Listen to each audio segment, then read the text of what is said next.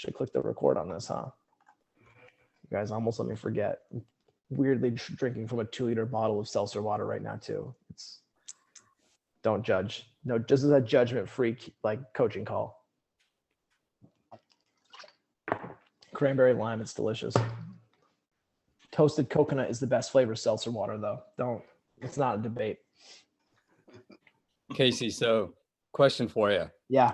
I find that a lot of mechanics are dictated by what happens at the foot and ankle. I agree with that statement.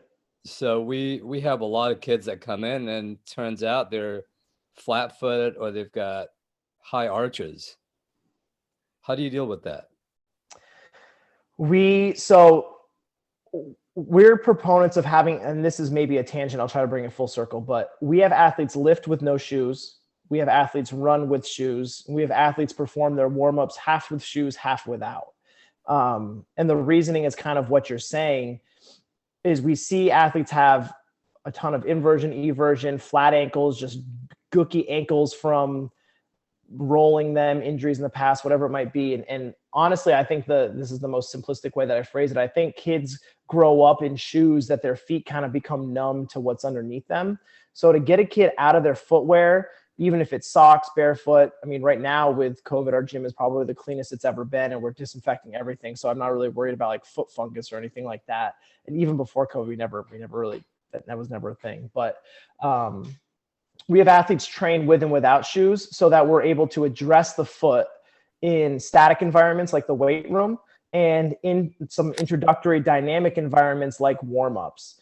And then typically just because of the repetitive nature of sprinting, we do have athletes wear their shoes for sprinting because the track just pounding the floor would not end well for them. So that's how we address it as far as like a corrective state is we address the foot and coach the foot. Like I find when we do the like deadlifting, squatting, anything from the ground, particularly lunging, whatever it is, we're addressing the foot position, ankle position, and then we're addressing everything up, knee, hip, torso, vision, and then load. So that has helped bring awareness to it because it's amazing what an athlete can fix when you bring awareness to it. But specifically like with the warm up, like an assessment situation, we have an athlete come in and perform their active dynamic warm up as they're being coached through it without shoes. We're going to notice what that foot's doing. And then if we're doing something like an FMS or like a squat assessment, whatever postural assessment you might be doing in your facility, typically we're doing that, no sweatshirts, no shoes. If an athlete wants to take their socks off, great. Not required. You can typically see enough with socks on, but we're looking at that. We're assessing that. And I absolutely agree. And I think it might've been Nick, who's in the box behind me, mentioned something about like biomechanics of the foot and things like that. Like where you strike the ground, the point of contact is going to dictate a lot of the success, right? If the hips are building the power, the knee is a bridge of that power and the foot is applying the power. If your ankle, calf, foot, if something in that region is not optimal, you're going to know real quick. I think that's probably where you'll see that when we start to talk warm-ups next week. Like it's all about addressing contact with the ground, getting an athlete into positions to fire, getting an athlete to fire into the ground, and then ramping up intensity throughout the warm-up. I agree with your statement. That's kind of how we address it. Did I answer that question? Shed some light on how we do it? Yeah. What are your thoughts on next month? We're planning on, as part of our ADWs, right before we get them going, having them all use a lacrosse ball and just roll their foot for about 30 seconds each. Sure. I'd say longer. I'd say if they get in there, the earlier they get in there, give them a roll or give them a lacrosse ball and have them start doing it. That's for sure. Yeah. One of the biggest things we get questions on is what should I do in between workouts? If I'm playing in a tournament, what should I be doing in the tournament? And the answer to us is almost always some type of whatever you want to phrase it, foam rolling, myofascial release, whatever. We call it just some TLC. Just give your ankles, calves, hips some TLC, and that's huge. Like especially now, like Zoom school. Like I don't know about other parts of the country, but every kid in Vermont is like almost fully remote. We have kids with lacrosse balls just as they're sitting at their desk, just like getting the bottom of their feet, applying pressure throughout the day. and just trying to do different things to optimize them getting ready to come into the facility to train at the end of the night. But yeah, absolutely. Like, there's a lot of debate on how long you should foam roll, things like that. I think it's probably closer to a situation where more is probably better, given how hard like the tension needs to be into musculature and fascial lines and things like that. But yeah, anywhere 30 seconds to 2 minutes per area is probably going to be a great start, especially if the answer is nothing and my kid was in a shoe all day, soccer player in a cleat all day, baseball player in a cleat all day. Like it's a really good start. Do you make recommendations on type of shoes that you want them to change to, or any kind of orthotics? I feel like that's a little out of our wheelhouse, but So sometimes yeah, it's like, so for footwear, so we do two things. We get the questions, we get those questions like, what should my kid wear? Anything that's orthotic based, we're referring to a physical therapist. Like we have a PT in our network. They are actually in-house in our building. They're going to do everything that they do: treadmill, gait analysis, like foot strike on a treadmill, and that's kind of their thing in making orthotic prescription. Is it always 100% right? No, there's definitely a difference between someone walking and someone running. But when we look at, and this is maybe a good question, as far as like getting into the specificity of an assessment with an athlete, and going back to the statement of people come to our facility for performance. I'm not spending a 45-minute assessment on someone's like foot in a shoe. I want to get the measurables, and I'm going to refer out for that.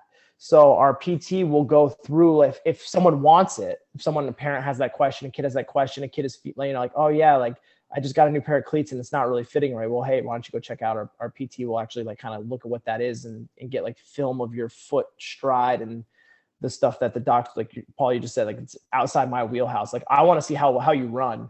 Yes, your foot is a big part of that, but I'm not taking 45 minutes to see how your foot fits in a shoe. So I'm referring out for that. I definitely recommend, if you don't have a PT that looks at like foot orthotics, things like that, it's worthwhile. I mean, we're in a program that teaches running specifically, so it's of value for us, especially when it comes to parent questions in that regard, where I'm not like a shoe expert. I do know that I tend to like the New Balance trainers the best, mostly because of New Balance, you can get in a wider toe box if you'd like. I'm not a shoe salesman though, and I know that different shoes can cost different money, and kids might not have the means, but typically for us, I like shoes that have a little bit more girth to them. There was like the phase where everyone loved the Nike free runs.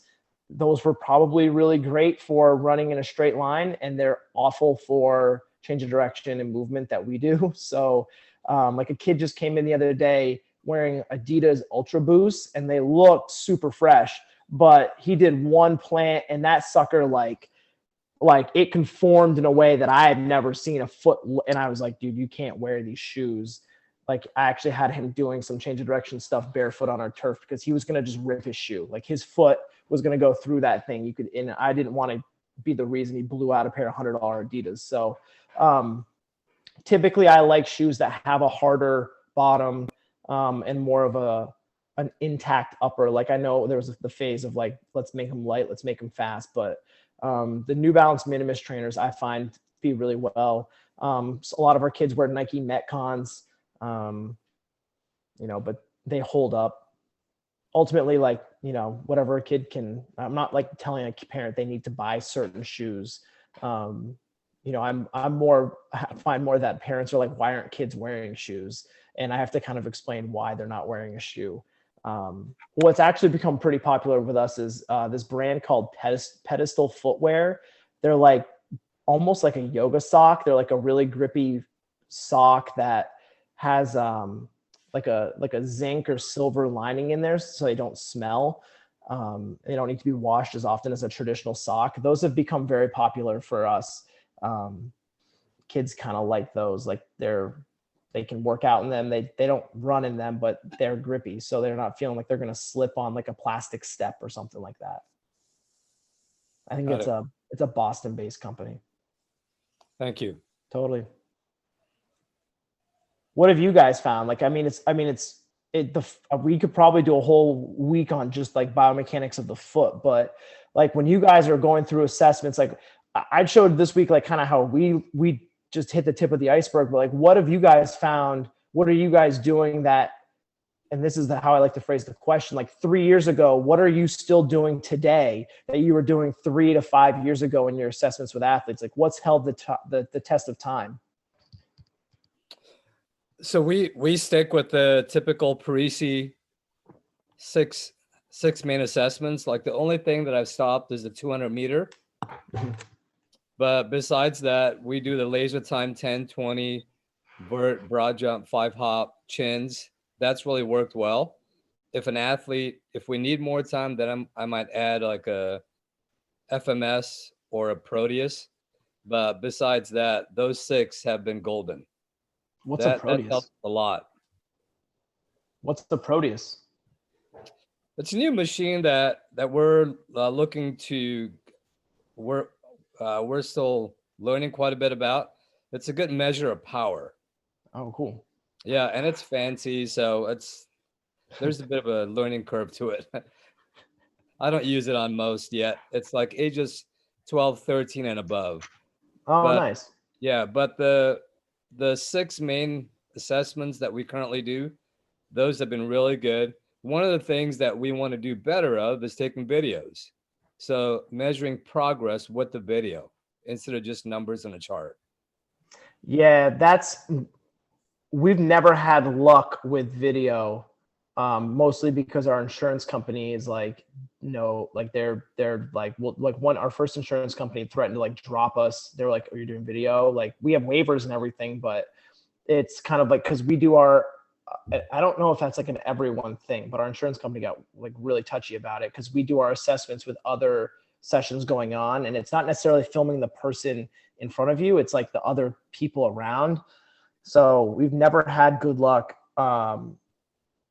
with like just keeping it because our insurance company hates it for whatever reason. But in one-on-one sessions, we're able to get it more. Like I was able to use it because it was in a private group. It's not like for like a public thing, and it's really weird. I don't know if that's like if everyone has that or dealt with it, or if you just don't ask your insurance company like if you should be filming people in your facility. But video, like the eyeball test, especially for parents when you work with a kid, or speed is always one of those things where people don't necessarily know the value of 1/10 of a second unless they're a swimmer, a ski racer, or a sprinter. But to see it is huge. Yeah, there's a waiver that parents sign that basically says it's a photo release and a video release. So we have that same thing. Are you talking like the Parisi standard like photo promo release? Yeah, like our insurance company was like, nope. And I was like, oh, that's weird. This is now an awkward conversation. I think we all probably have stories of our insurance people as in the fitness industry. So, Cash, I got a question for you. And by the way, like the pit vipers with like the glare from the window behind you, you look full baseball right now. Like how, like, cause you work with like baseball, softball athletes. Yes. Yes, sir. So how do you intertwine like the specificity of the sport with any sort of general athletic measurements that you may be wanting to collect with athletes? Simplify that sentence for me. Sure. Like you do baseball assessments and athletic assessments. What is talk to me about that. Right. So, I came from the ground up, really. I dropped out of college baseball. I kind of took what I learned from college and building up from 15 years old and thereon. And what we do with our athletes and intertwine with our baseball and softball athletes, try to work some short interval sprints, some shuffles, deceleration, acceleration, stuff like that. As far as baseball and softball,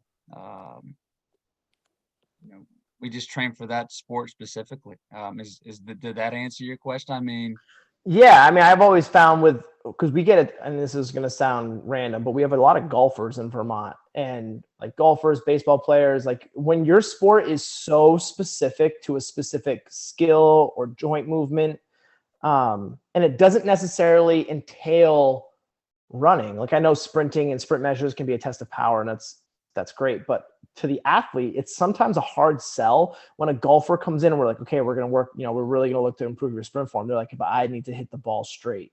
And like, yes, that's right. But we're going to work on building. Miss the ball straight in golf. It's a draw or cut.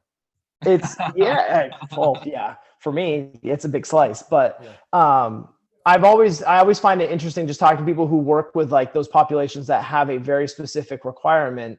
Right. How you just combine that specific assessment, like pitching mechanics? Well, honestly, there's no reason to front. Man, I've experimented with different kind of, workouts and training methods. And I kind of figured with a baseball and as far as sprinting mechanics, we got to work rounds more. You're rounding the bags. Base running's critical in baseball and softball. The straight line running from home to first, third to home. So we work a lot on lines and we work a lot on rounding. But man, I experiment with a lot of different things. That's why I got you. I'm under this mentorship because I'm 22. I don't have a degree.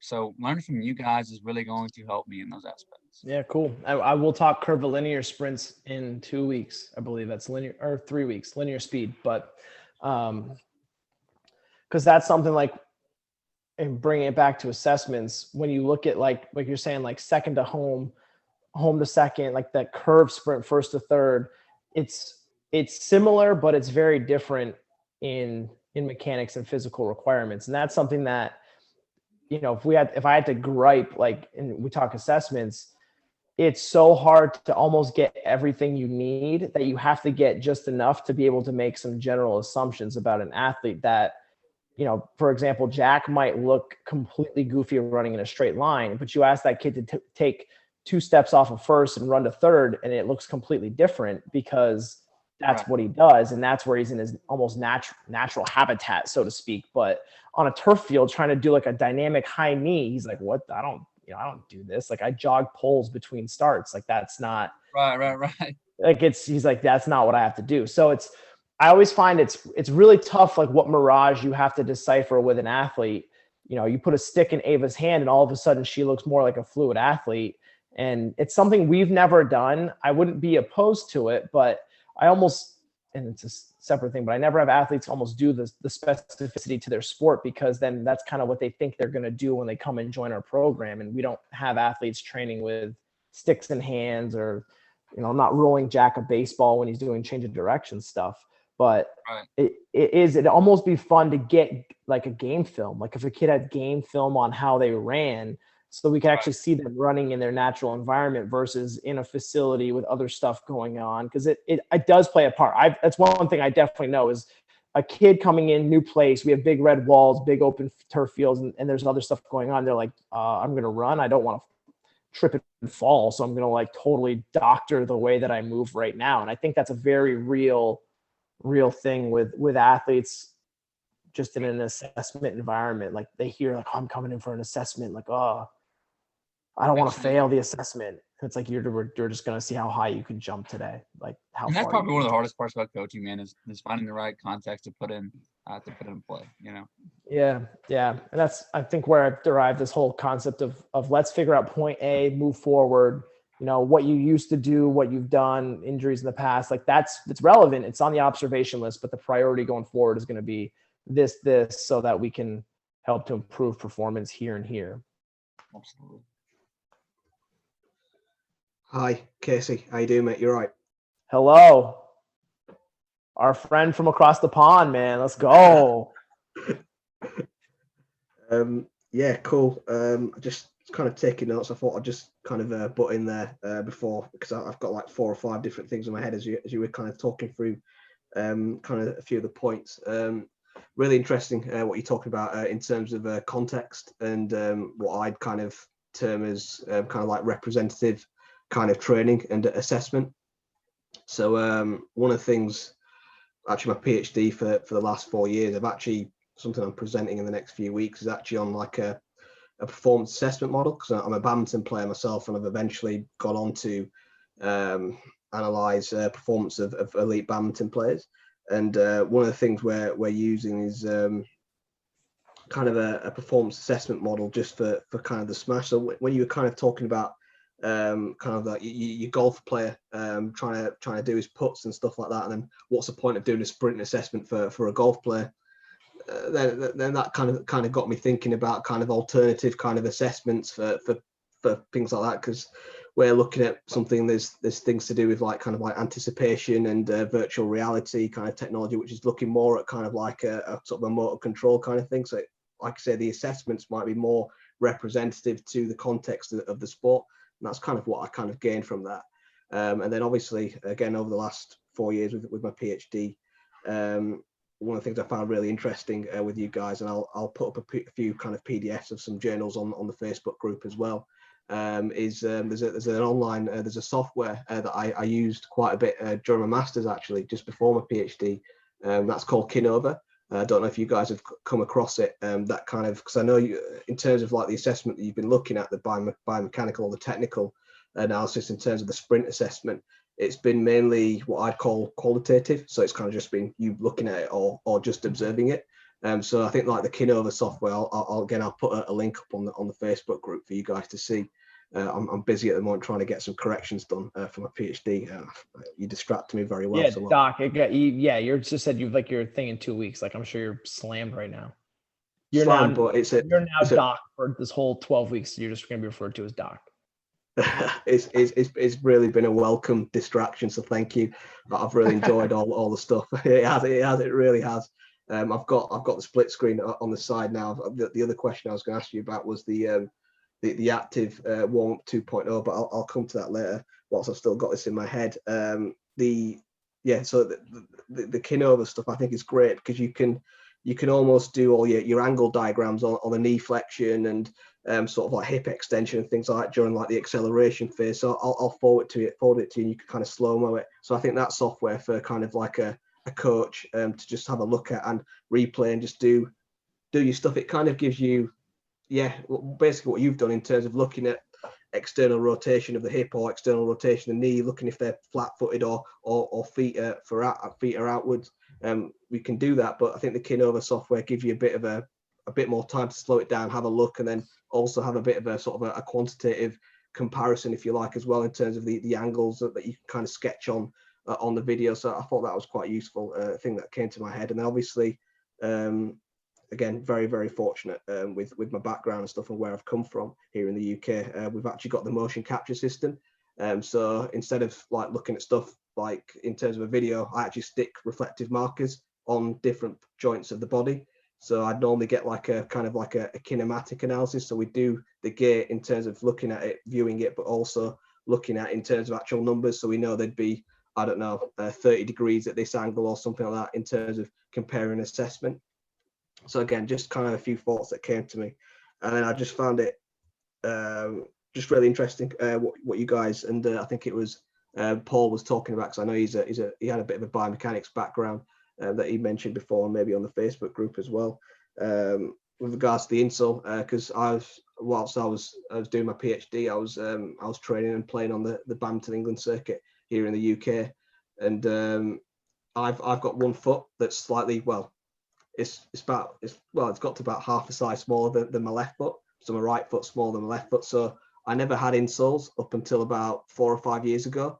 And then at the university, we've got a kind of like I said, a physical kind of therapist kind of section, but we've got a podiatrist as well. And Steve over there, he's worked with Raj Youssef, who was like the former first ranked men's singles player in the UK, and he'd sort of like kind of had something in place for what Paul was talking about in terms of feet kind of being flat-footed, and he had a particular kind of insole. So I just found it really interesting that you guys were talking about. And then when you said that the new fresh Adidas trainer had completely fallen apart with one of the athletes, I found that interesting as well, because Steve was talking about, I think it was the carbon sort of layering in sort of the bottom of the trainer, just sort of having a really stiff kind of thing. So again, I just found that really interesting with regards to trainers and your experiences with regards to junior athletes there.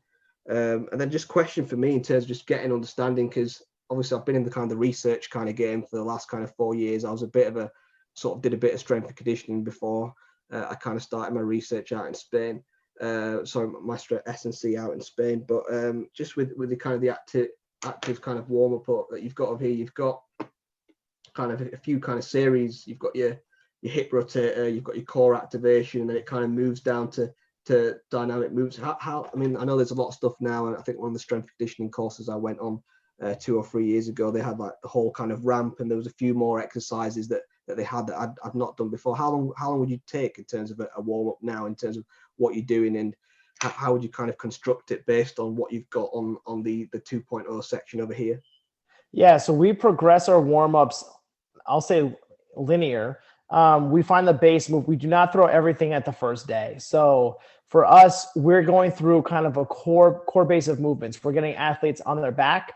We're getting athletes in quadruped, and then we're going to get athletes into a split stance on the first night in the assessment. So for us, we're going to do a lot of ground-based work for our athletes, and then we're going to get our athletes to standing in the dynamic setting. So we kind of follow this neurological to metabolic continuum of ground, stable, prone, supine, quadruped. Let's get some work there. It's hip rotator series, things like that. Then we're going to get into a split stance. And then we're going to get up to, and that could be as simple as like split stance with arm action. We'll work through 1,001 different, actually we probably won't work through 1,001 different warm-up exercises next week, but it's more the general concepts there. So we work positions, and then we work to dynamic. And I would say for us, we kind of unroll our warm-ups over a 3-month period, just because that's the kind of the nature of, and this is not sciencey at all. It's just kind of the nature of our business. When an athlete comes into our facility, they're typically in for a 3-month chunk of time. That's probably 80% of our athletes, like now through March. And then for the summer, and then it's a fall for preseason. We don't have a lot of athletes that train much longer than 3 months at a time before going into a sports season. So we run on 12-week-ish chunks, where we're kind of progressing athletes through warm-ups, intensity, duration, positions.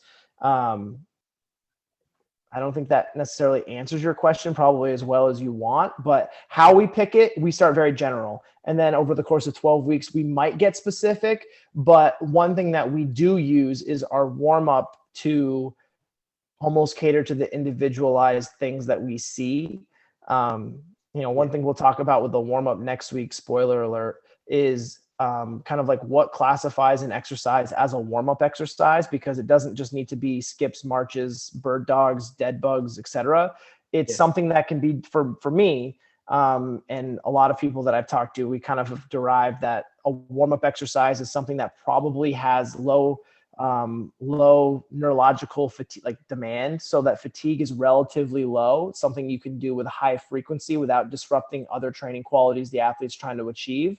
So if it meets that criteria, something an athlete could quite literally do daily, multiple times a day, and not have a non-competitive nature with other qualities, then it classifies as a warm-up. So we start simple, we work not necessarily to complex, but we start general, work to specific, and we'll actually prescribe like the warm-up in different variations to be done outside of our training before practice, competition, and just get more exposure. And that's kind of the grand scheme of what I think a warm-up really does a good job of, is giving athletes a ton of global exposure to movement patterns and quote unquote like corrective nature of exercises that they might need.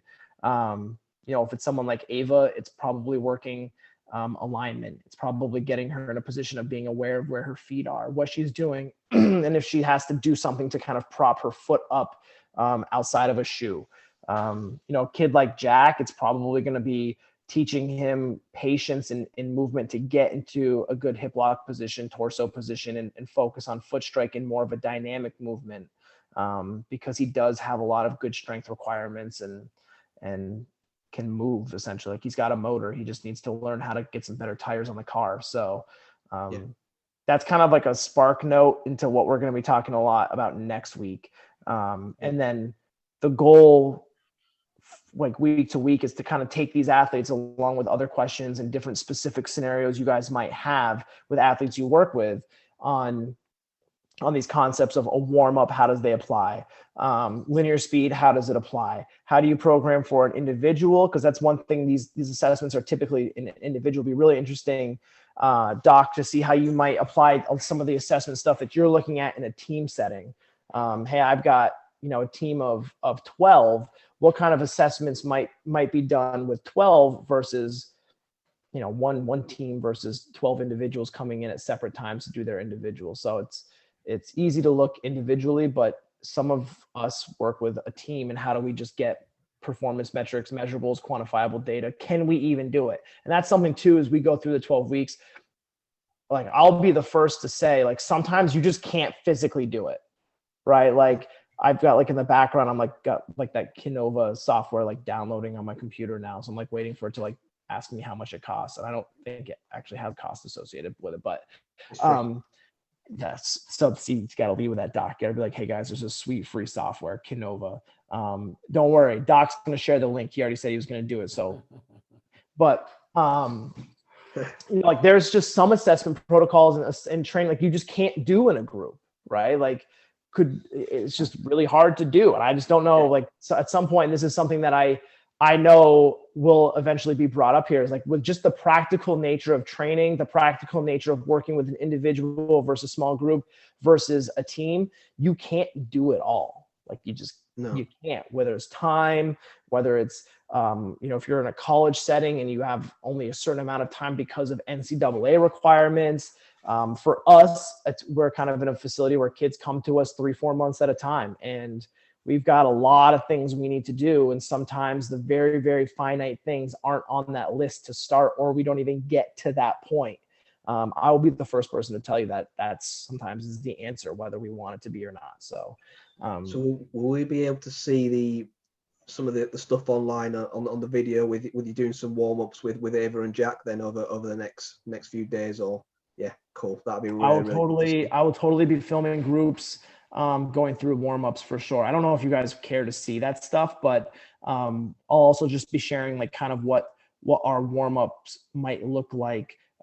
Like for an like use an example, when we get into, what's today? Today's March. So when we get into April, we'll typically be starting like another like kind of like round of programming in our gym. So you'll actually probably see like in March what it kind of finishes as, and then in April how it might restart. Cool.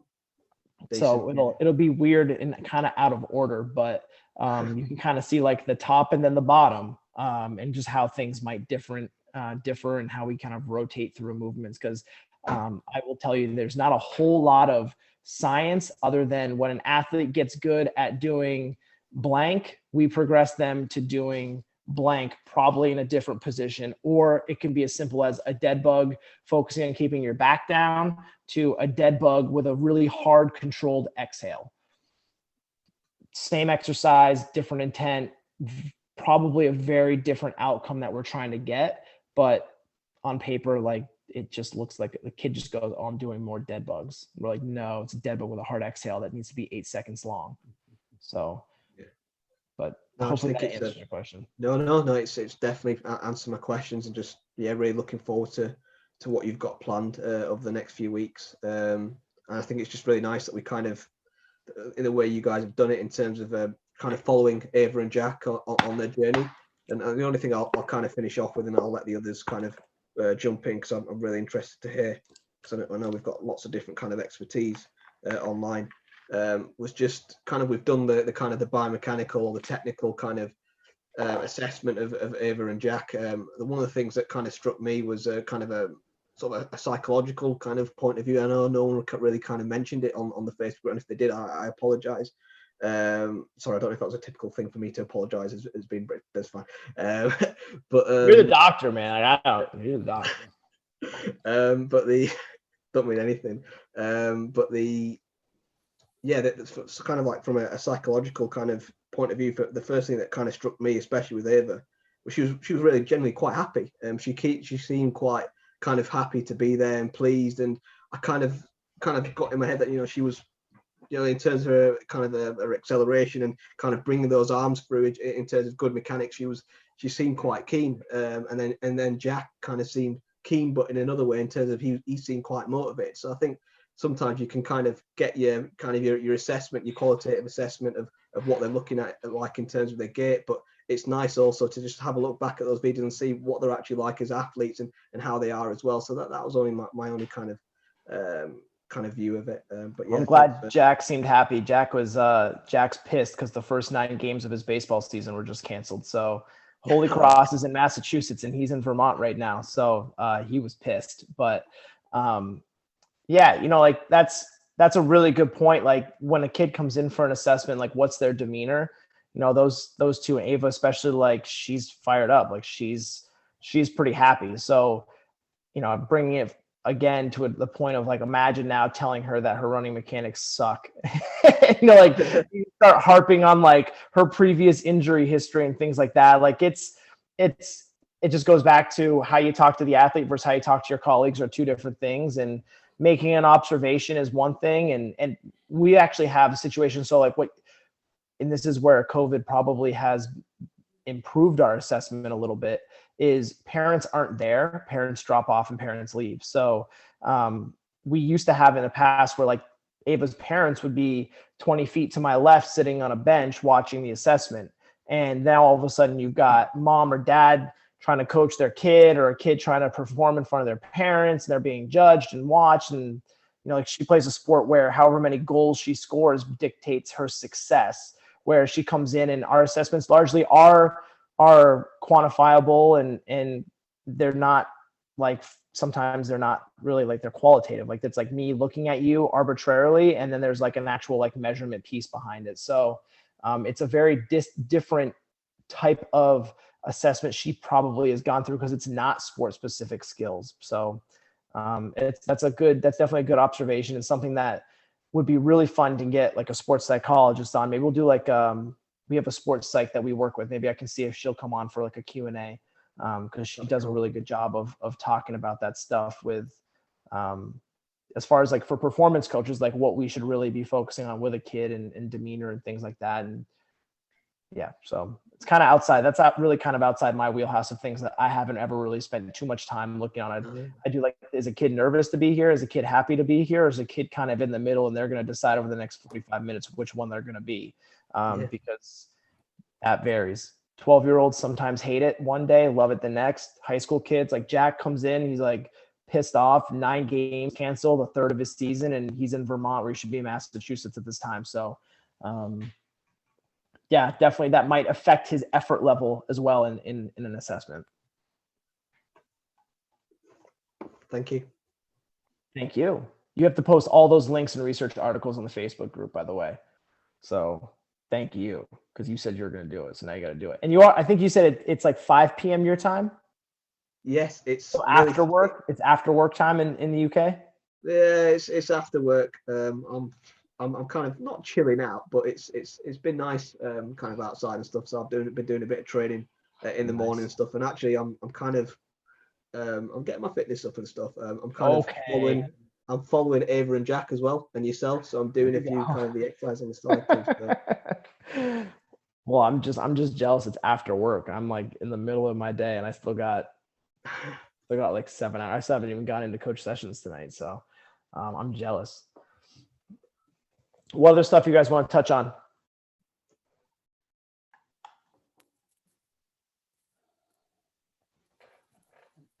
Do we ride out the awkward silence? Casey, all right, I'll go. Okay, let's hear it. What have you found best in terms of fixing what you found in the performance evaluation? So typically our recommendation is the athlete is either doing some kind of peak training, so personal training, or they're doing a class. Mm-hmm. So when they get into a personal training type setting, it's a lot easier, where it's either one-on-one or it's 1-on-4 max. Mm-hmm. When they get into a class, they're following our class template. A little bit harder to fix. Mm-hmm. And it obviously depends on coach's expertise. And we do a max of 12 athletes per class. Mm-hmm. Don't tell Ginger. I don't even tell. Yeah, I got you. Yeah. And that's the good news. I got you there. Okay, good. So short of that, what have you found to be most effective short of them being in a personal training session? Sure. One, expectations of what the outcome is going to be of training in a group, training individually, or training in like a larger group. So training a group of 12, different expectations than training a group of 4, different expectations than training in one-on-one. So that's where I start, is with it, because sometimes the financial decision dictates where someone goes. Does that mean you're going to not be able to achieve an outcome? Absolutely not. But does it temper the expectations of what that outcome should be? Absolutely. So that's, and this is maybe more on like the business side, like that's where I explain what our programming is, how it differs from individualized natures of one-on-one programming to, and I'll kind of say, because this is a big time question we get, is like, how do you improve an individual when they're training in a group? Well, the good news is there's a lot of Avas and Jacks. There's a lot of people that can benefit from improving frontside mechanics. There's a lot of people who walk with their toes out. There's a lot of people who don't understand rib positioning to pelvic positioning and all of these other things. So for us, when it comes to individualization of the exercises, it can happen easier in the 1-to-4 one-on-one settings versus the 12-to-1 or 10-to-1, whatever it might be. We run groups in 10-to-1 capacity. But that doesn't mean that some big block items aren't going to be able to be cleaned up with some general concepts. I'll use Ava, for example. She has like that extended posture. You can't really see it on my web screen, but like an extended posture when she runs. So through our, like an active dynamic warm up, getting her on the ground and having her work on something like a dead bug will help align rib cage, pelvis, again, my camera, rib cage, pelvis in better alignment. Likewise, it's also going to help another athlete who maybe has like poor core control, or maybe can't even like really like struggles with like the contralateral, I'll use like a better example, struggles with contralateral relationship of arms and legs, and just getting into a front side mechanics with arm action or something like that, it's going to benefit in that same breath. So a dead bug can be a cure for a lot of different exercises, just like a skip can be a cure for Jack trying to get into front side, into like a good push into the ground, whereas Ava, it's getting her leg to swing in front of her body. So, for us, explaining that to a parent, that when we go through our warm-ups and we work on global mechanisms, that's a fancy phrase for things that a lot of people do wrong, with exercises that a lot of people can get benefit from, good things tend to happen. There's the other just piece behind it when you work with kids, and this is something that I have no problem saying, everything works in correcting a young developing athlete's form and mechanics. Like when you're 16 and under, if you just did a quote unquote warm up with a little bit more volume, you'll probably improve as an athlete outside of the technicalities of change of direction or technicalities of sprinting or whatever it might be. You'll probably just improve from that. Like that's a reality of sports performance training, and it's a reality of working with young athletes that sometimes I think people beat around the bush. But when you're developing molding central nervous system, a lot of things are going to work until they don't work. And when they don't work, it's typically because someone is a developed human with a set neural state, like us. Like it's going to work until it doesn't, and it's probably going to hit that point a little faster than a kid, so to speak, who's like developing, growing, growth spurt, etc. So knowing we have a little bit of science in our corner helps, but explaining it to a parent and an athlete that, yeah, you're going to still get benefit from the group. Absolutely. And we're going to talk about these different things, but every athlete probably can use better core control, and every athlete probably can improve their foot strike into the ground, and every athlete can reinforce contralateral relationship between limbs and upper and southern hemispheres. So is it a sexy answer, Paul? Like, I don't think so, but a lot of it is just understanding that a consistent approach to training and a consistent approach to programming is probably going to be the best thing for an athlete at 1-on-1, 1-on-4, 1-on-12 in your programming. That's probably the answer. Whether it's a group coached by you, a group coached by someone else, if it's a consistent approach and everyone kind of follows by those same beliefs of, hey, let's get someone on the ground and let's start working rib position, pelvic position on the floor. And then when they have a pretty good sense of what that is, we're going to get them into a quadruped position to really work on it in space. And then we're going to get them into a half kneeling stance where we can add some dynamic variability with their upper body. And then we're going to get them standing and we're going to have them march. And then we're going to increase velocity to a skip. Then we're going to increase velocity to a submaximal run. And then we're going to have them sprint. At least you've layered on an approach that you didn't just start a kid with a hard run and hope that it went well, right? You didn't start with the most like intense dynamic environment for them to perform in. You put them in the safest environment, the slowest environment, brought some big block items to their attention of breathing, positioning, limbs, whatever, and then progressed. So it's not a sexy answer, but it's probably a true answer of like an approach in a facility is probably going to be really important than just the kid just showing up and hoping they get better. I mean, yeah, exposure is definitely going to improve it. Like that's like I just said, the reality of it, but a consistent exposure to principles is probably going to yield pretty good results for a kid. Do you have any systems in place where you give them homework and you go, listen, I want you to work more on dead bugs at home. Here's a handout. Yeah, we have like some handout stuff. Like yes. And I will put that stuff up. Yeah, for sure. I mean, it's not sexy. Like you guys are going to be like, really? You guys tell your kids to do like some side planks and dead bugs and bear crawls? I'm like, yeah, absolutely. Like it's not people like, yeah, but I'll totally put it up. But like people like, it's funny. Cause I had a dad like last month was like, what should Max be doing? That's his son saying, what should Max be doing at home when he has batting practice? And I was like, great, here's what it is. And we use Train Heroic. So like, that's where it's just like these at home type things. Cause that's one way we've utilized Train Heroic software. For those that don't know, it's like an app that people can log into. They get access to it when they join our program, and we'll have kind of like our homework there. And it's very general. Like it's just like our way of delivering some general workouts for people to do at home when they always inevitably ask, what should I be doing outside of here? The answer is almost always learn to breathe, learn to crawl better, learn to stabilize better. And by stabilize, I mean typically something against the ground that will like cheat and create stabilization for you. And if you can do that stuff really well, you'll probably end up doing a lot of the stuff that we coach really well. So yeah, I'll totally try to export it or screenshot it or something like that. But it's not like a PDF handout because it's on Train Heroic. And then we can see who does it because they always ask for it and they never do it. That's why I kind of was like slow to answer there. Cause it's like people ask, people very rarely do it. You know, those that want to do it are probably in our one-on-one program where like the coach is giving them supplemental programming to do individually between sessions.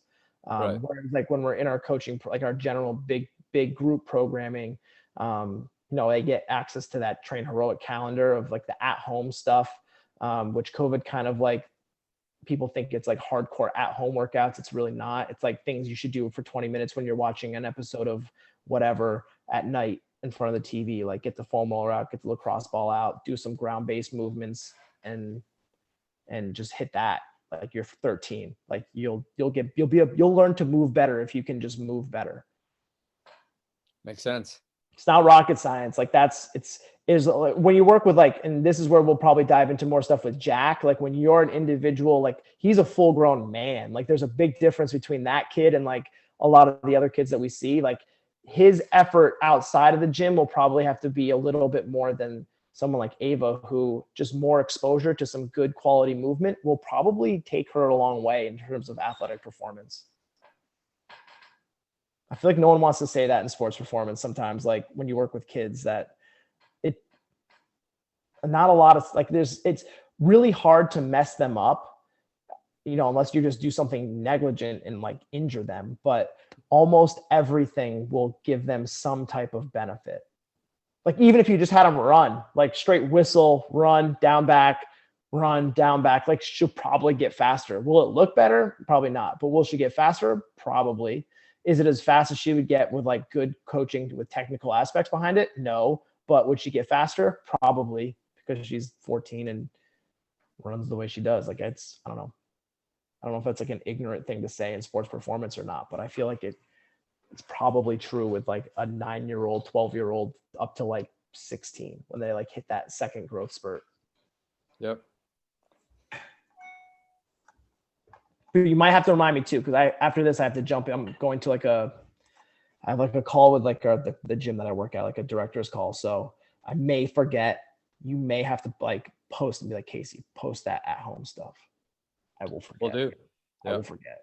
My brain, it's not good by this point in the week. We use Coffee mug is empty. same thing. Train heroic as well, but I think we could get better at giving them homework through that app, especially for those that only take classes and don't do personal training. Yeah, I mean, it started as a value add, and then it morphed into an answer for parents when parents would come to me and be like, I want more stuff for my kid to do. And so it's kind of doubled in that sense. And then the third sense is it's kind of shown us what athletes really care, because the athletes that do it, we see how many people are logging the workouts. So, and I say these are workouts, but they're like 15-ish minute, typically some type of positioning, breathing, core alignment work, a lot of crawls, like it's not anything earth shattering, but we like to get kids in a stable environment, which typically is the ground. So, yeah, it's weird depending on who you ask, it'll answer one of the questions. Like when Paul, like when a parent comes to you and is like, what else should I be doing?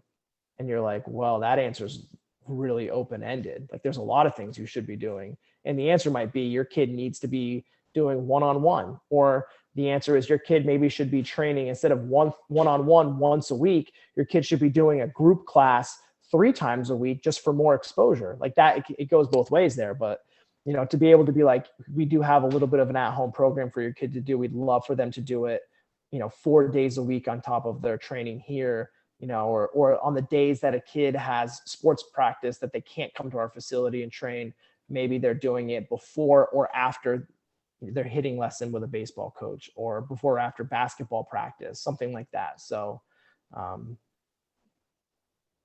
that's what we've had really good luck with. Okay. Not everyone does it though. Like I'm not saying like we have 80 kids that are like banging down our doors for extra homework. Like we probably literally we have 67 kids in the program right now. And I think 8 are probably really good at doing that stuff. Some kids literally will come in and do that before they work out. Whatever. It defeats the purpose a little bit, but I'm glad they know how to use it and they're doing it. So. Yep. Got it. Cool. Yeah. Thank you.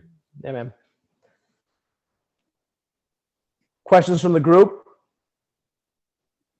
Okay, so I think I have a question. Sure. And I guess I can use Jack as an example. He's throwing some serious heat, and his mechanics running. I mean, it's not the best. We've talked about that, but I guess my concern would be, to what extent do you?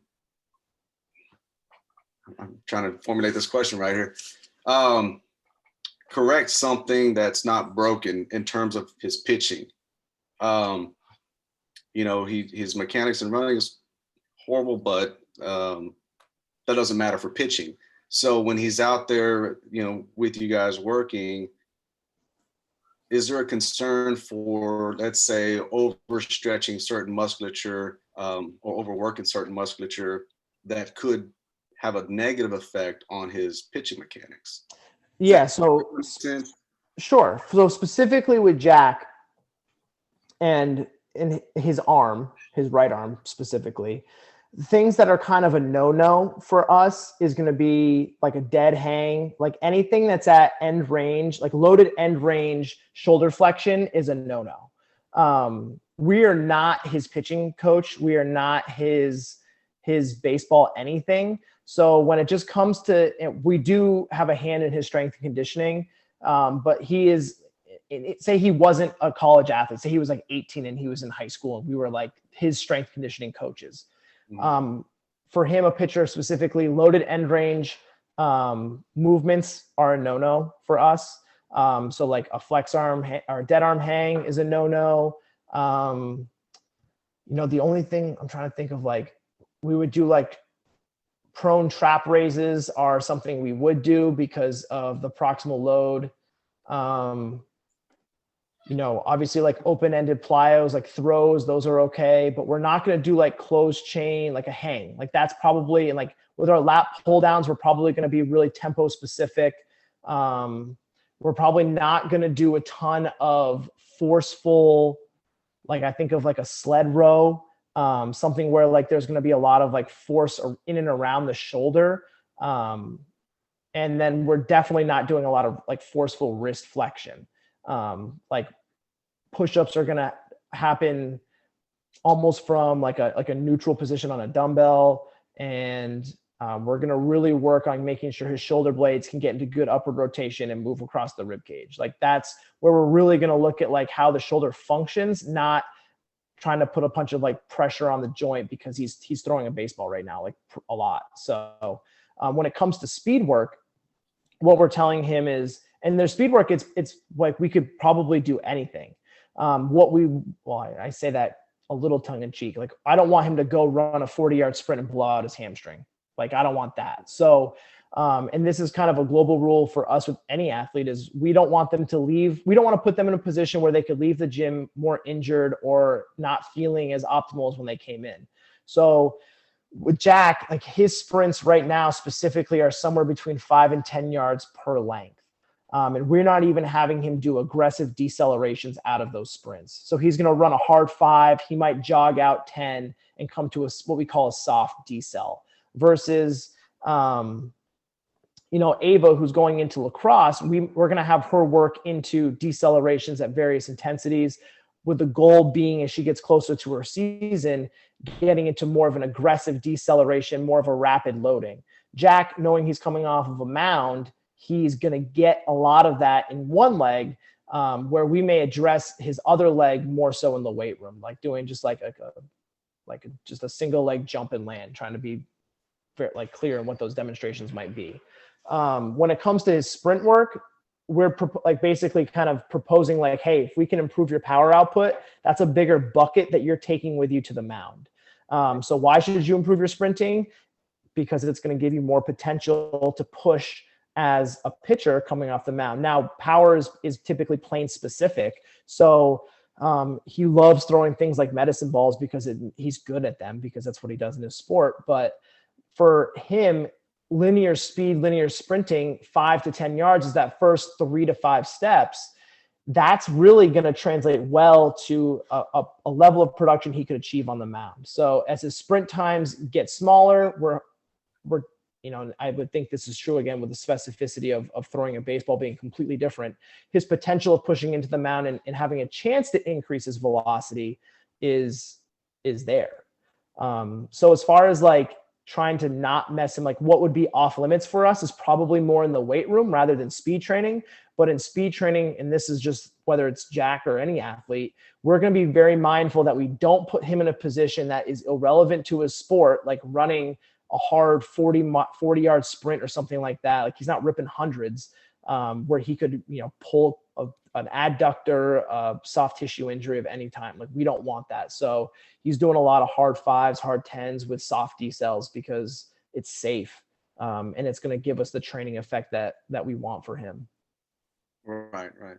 It's hard to know too. Like I said, like you guys aren't in front of these kids. Like I took a video and was like, okay, I'm going to like use these as an example, but you guys aren't there to like if we did this coaching call in front of Jack right now, it'd be like, hey, get in a video at this angle. Let's ask this question. Like you're going to get a little bit more contextual information out of him. So I know it's not exactly the easiest at times for you guys to like figure out in an assessment, like what could be, should be, whatever. But it does spark good questions like that, Manny. Like that's a good question.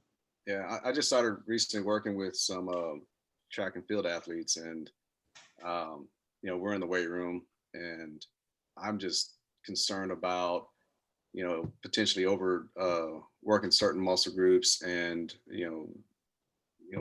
think Golgi tendon, making sure that we're not compromising any kind of potential energy that they have when they're out on the actual track field with their coaches, So I just didn't know if there was some certain measures or, I don't know, set reps you know, that you guys are kind of using to, you know, work with your athletes? We've had, and this is like off topic, but we've had really good luck with kids in readiness, like a subjective readiness survey. How do you feel? How'd you sleep? Are you hungry? Like just subjective readiness paired with something that we're able to collect long-term, like a resting heart rate, especially if they wear like a Fitbit or an Apple Watch or some type of wearable, like they're going to have probably that resting heart rate over time, seeing just changes in that. This is more like if it's in a small group and it's easier to manage. We've had good luck with that. And then on occasion, we don't do this all the time, but it was something that we did back in the day. We had a swim team that would come train with us, and we had kind of like their like quote unquote like elite swimmers.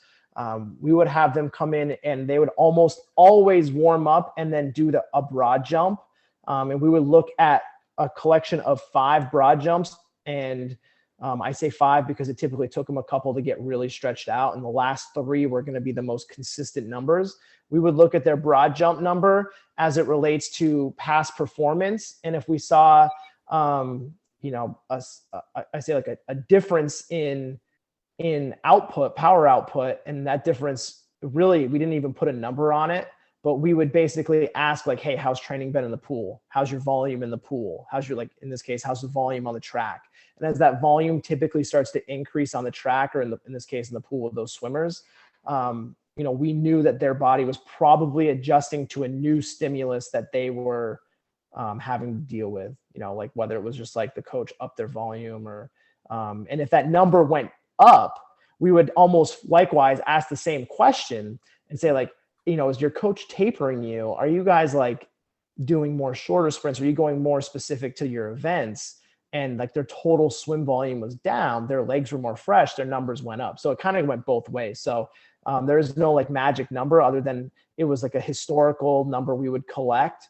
It served as kind of like their first power movement in a training session as well. So it hit some birds, multiple birds with a stone for us. And we just had good luck with that. You know, as far as getting just an idea, like, cause it's hard when you're not their track coach and you're their strength coach, you don't know what that track coach is doing. That track coach all of a sudden could be like, hey, we're going to go run a 5K today. And you're like, but this is a 200-meter runner. What are you doing? They come in to train with you and they're like shot and you have no idea why, you know, and they're like, oh, we did a lot of running today at track practice. Like in your head, you're like, yeah, it's track practice. Of course you did a lot of running, but you know, having a measure like that, we just had really good luck with a broad jump. Super simple, easy to roll a tape measure out. It didn't cut into too much time in a training session. And in the kids like training log, they would just put, you know, their cluster of 5 and we would be able to see it. Yeah. So you're saying the broad jump is a good kind of a standard to go by. For us, it was because it was just easy to do. It was less skillful than a vertical jump. We don't have like a jump pad or anything like that.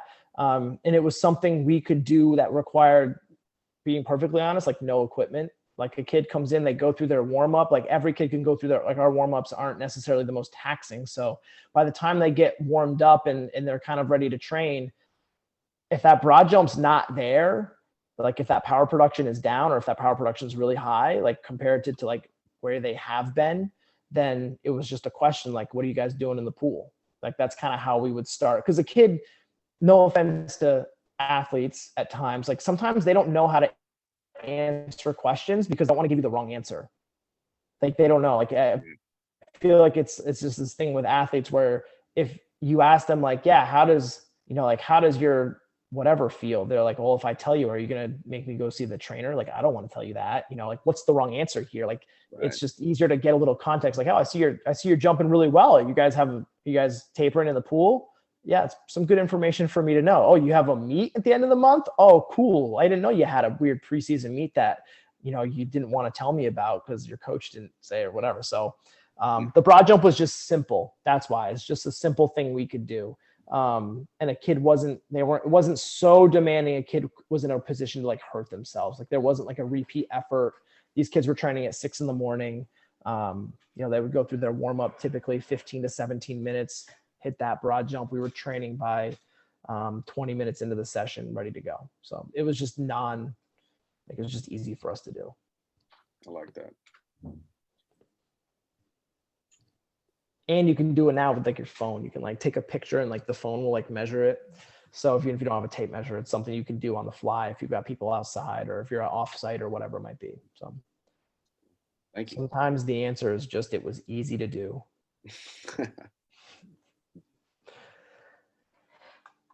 Guys, I'm going to jet. And it's almost 1:30 here my time. I got to get ready for a meeting here at 1:30. But this was probably the best coaching call in the history of the mentorship. One, I think we had 12 people. Two, almost an hour and a half of stuff. It was really good. All of these, so for you guys know, all of these calls get recorded and then uploaded to YouTube. You can save them all. If we ever have, like, I know Bill's coming on in a couple weeks. You can save them forever. Like, it's a YouTube link, save them forever if you'd like. And so if you ever can't make one, they're there. Though you will have access to them for sure. So sometimes they make good like Friday background noise if you're writing programs or something like that, just to listen to. So I appreciate you all making time coming on every Thursday, noon Eastern. The doc is not here, but American time. And yeah, I appreciate you guys making time. Thank you.